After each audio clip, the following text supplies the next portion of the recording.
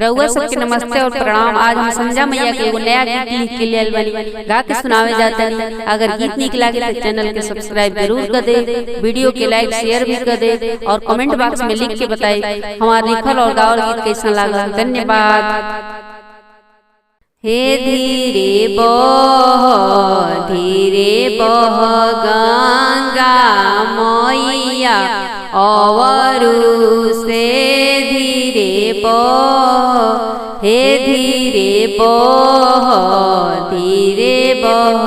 गंगा मैया अवरु से धीरे बह, हे नैया चढ़ी आवेली सांझा मैया भीजी जइहे रेशम चूनर, हे नैया चढ़ी आवेली सांझा मैया भीजी जइहे उनकर चूनर।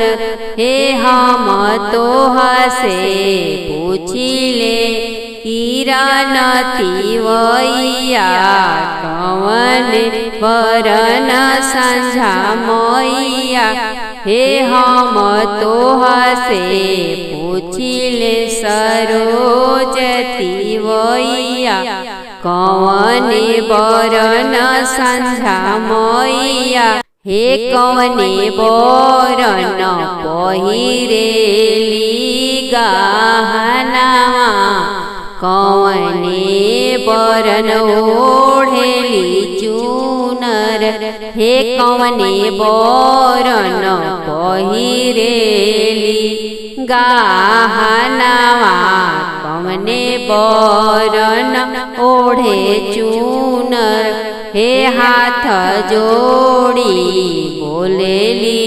सरोजा बेटी सुनी है गंगा मैया, हे हाथ जोड़ी बोलेली किरण बेटी सुनी है गंगा मैया, हे गोरे बरनवा सांझा मैया चुनर ढेला लीलाली, हे गोरे बरनवा सांझा मैया चुनर ओढ़े लाली लाली, हे पियरे बरन पहिरी के गहनावा नैया चढ़ी आवेली